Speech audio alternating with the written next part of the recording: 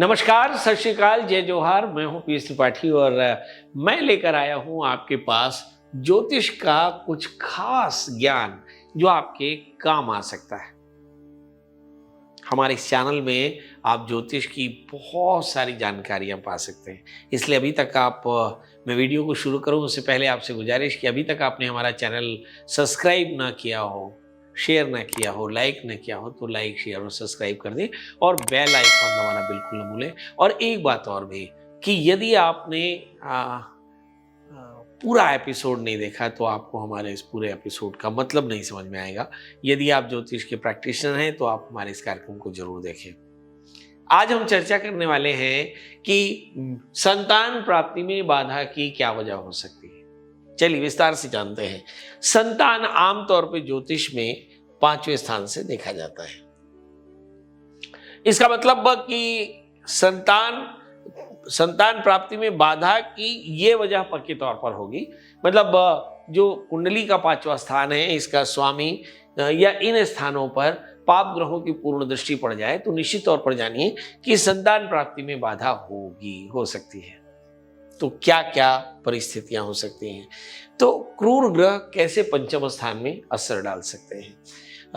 सबसे पहले हम बात करते हैं मंगल की।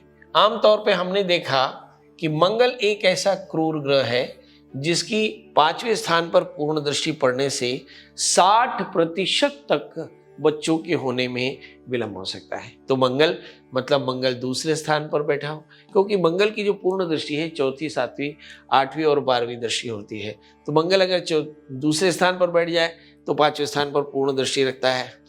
मंगल अगर 11वें स्थान में बैठ जाए तो पूर्ण दृष्टि रखता है। मंगल अगर 10वें स्थान में बैठ जाए तो 5वें स्थान में पूर्ण दृष्टि रखता है। मतलब मंगल की या फिर मंगल पंचमेश होकर के और 6ठे, 8वें, 12वें बैठ जाए तो संतान में प्रॉब्लम हो सकती है। ये आमतौर पे 60% महिलाओं में देखने को आता है कि अगर मंगल की इस तरह की परिस्थितियां रहें तो आप जाने रहिए कि 60% महिलाओं को संतान में विलंब हो सकता है। अब हम आते हैं पितृदोषों की वजह से, है ना। तो कई बार क्या होता है कि पितृदोषों की वजह से भी संतान में बाधा आ सकती है। तो पितृदोषों की वजह क्या हो सकती है? तो पितृदोषों की वजह सबसे पहले तो हम देखें कि पितृदोष क्या है।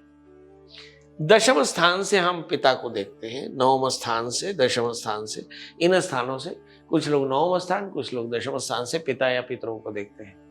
अगर इस स्थान का स्वामी, जाहिर है काल पुरुष के 10वें स्थान का स्वामी शनि होता है, तो इस स्थान का जो ट्रेडिशनल स्वामी है वो शनि है, काल पुरुष का। अगर शनि राहु से आक्रांत हो जाए तो पहली थ्योरी तो ये हुई कि शनि अगर राहु से आक्रांत हो जाए तो पितृदोष हो सकता है। तो पितृदोषों के कारण संतति अवरोध होता है। अब एक दूसरा कारण भी हो सकता है, वो है कि अंगारक दोष। अगर मंगल राहु से आक्रांत हो जाए तो अंगारक दोष होता है। तो मतलब मंगल राहु एक साथ खड़े हों या मंगल पर राहु की पूर्ण दृष्टि पड़ जाए तो भी अंगारक दोषों के कारण संतति अवरोध हो सकता है कुछ परिस्थितियों में। तीसरी परिस्थिति आ सकती है कि जब किसी लड़की का लग्नेश, द्वितीयेश, 6ठे, 8वें या 12वें बैठ जाए। ये मेजर हार्मोनल इम्बैलेंस का सिग्निफिकेंस है कि लग्नेश और द्वितीयेश 6ठे, 8वें, 12वें बैठ जाए तो ऐसी लड़की को हार्मोनल इम्बैलेंस के कारण में ये प्रॉब्लम आती है। तो एक बड़ी वजह होती है लड़कियों में हार्मोनल इम्बैलेंस। हार्मोनल इम्बैलेंस के कारण कई बार आपको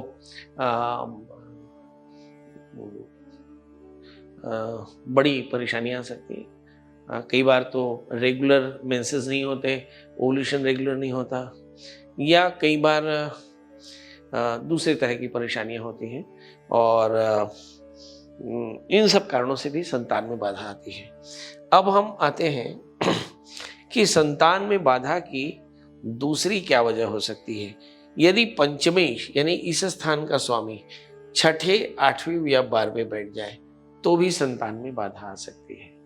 इसके अलावा क्या हो सकता है, किसी लड़के को अगर स्पर्म काउंट वीक हो, मतलब उसके भी लग्नेश, द्वितीयेश या सप्तमेश, छठे, आठवें, 12वें बैठ जाए, तो भी उसकी संतान में बाधा आ सकती है, क्योंकि स्पर्म काउंट कम होने से भी इस तरह की परेशानियां देखने में आ सकती हैं। अब मोटे तौर पर हम देखें कि जब भाग्य स्थान यानी काल पुरुष के भाग्य स्थान का स्वामी आमतौर पे बृहस्पति होता है, जब बृहस्पति राहु से आक्रांत हो जाए तो ऐसी स्थिति में भी गुरु चांडाल दोष कहते हैं, ये भी कई बार संतान में प्रॉब्लम दे सकते हैं। देंगे ऐसा हमेशा नहीं, मगर इसका संबंध कहीं 5वें स्थान से हो जाए, लग्न से हो जाए, दूसरे स्थान से हो जाए, तो ये संतति अवरोध दे सकते हैं।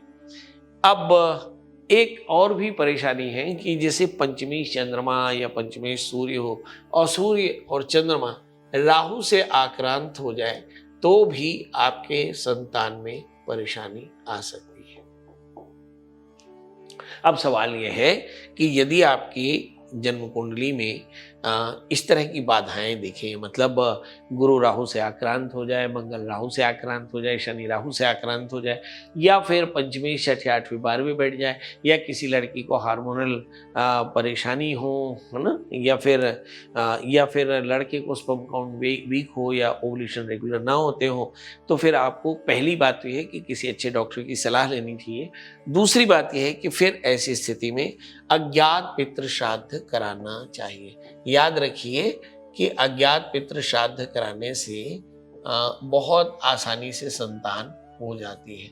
हमारे बोलते हैं बाढ़े पूत पिता के धर्मा, खेती बाढ़े अपने कर्मा। मतलब अगर संतान में कोई परेशानी आ रही है तो पितृदोष फौरन कराना चाहिए। कई बार पिशाच योगों के कारण, यानी शनि राहु से आक्रांत हो जाए तो भी ये परेशानी आ सकती है। तो पिशाच योगों में अज्ञात पितरों का श्राद्ध, एक उद्दिष्ट श्राद्ध पलाश विधि के द्वारा श्रवण नक्षत्र पंचमी या एकादशी में किसी नदी के किनारे बैठकर किसी देवता के मंदिर में मम कुलाभिवृद्ध है ऐसा संकल्प करके पंच कलशों की स्थापना के साथ ब्रह्मा विष्णु महेश यम प्रेत इत्यादि का पूजन करके और फिर विधिवत 3 दिन पहले अज्ञात पितरों का श्राद्ध कराए, फिर सर्प श्राद्ध कराए, फिर विधिवत रुद्राभिषेक करें तो इसकी परेशानियां दूर होती है। ऐसा धर्म सिंधु ग्रंथ के पेज नंबर 222-223 में लिखा स्वयसा। फिर इसका दूसरा निदान है कि जैसे मैंने कहा कि इस जगह पर मंगल की पूर्ण दृष्टि पड़ती है, तो ऐसी स्थिति में आपको मंगल का व्रत करना बहुत श्रेयस्कर होता है। याद रखिए कि परेशानी जैसी भी हो, आपको अपने डॉक्टर की सलाह में रहना चाहिए। अगर आपके पास में बहुत अच्छे आयुर्वेदाचार्य हैं तो आयुर्वेद की, या फिर अच्छे एलोपैथी के, गायनी के या गायनी डिपार्टमेंट के अच्छे डॉक्टर्स हों तो आप उनकी सलाह में जरूर रहें। याद रखें कि जो ये ग्रह दोषों की शांति है वो बहुत हद तक आपके ग्रह दोषों की शांति से परिस्थितियों का निर्माण करते हैं, पर अगर कोई चिकित्सक की आवश्यकता है आपके शरीर को तो चिकित्सक की सलाह लेनी चाहिए। और इसके अलावा जैसे मैंने कहा कि संतान प्राप्ति के लिए संतान गोपाल मंत्र का जाप करना, ये सारे उपाय हैं जिसकी चलते आप अच्छे से जल्दी से संतान की प्राप्ति कर लेते हैं। तो दोस्तों सबसे पहली बात तो ये कि एपिसोड आपको कैसा लगा, और इस एपिसोड में के बाद आप क्या और जानना चाहते हैं आप कमेंट बॉक्स पे लिखना बिल्कुल ना भूलें। हमारा चैनल आपको बहुत अच्छा लगता ही होगा, जाहिर है आप देख रहे हैं इसलिए लगता होगा। सारी दुनिया से लोग जो हमारे इस चैनल को देखते हैं, हमारे कार्यक्रम को देखते हैं, उन सबसे गुजारिश कि आपको अगर ये हमारा कार्यक्रम अच्छा लगा हो तो लाइक करें, शेयर करें, सब्सक्राइब करें और बेल आइकन दबाना बिल्कुल ना भूलें। तो दोस्तों आज के लिए बस इतना ही। अगले एपिसोड में मिलेंगे किसी खास विषय के साथ, तब तक मुझे दीजिए इजाजत। नमस्कार।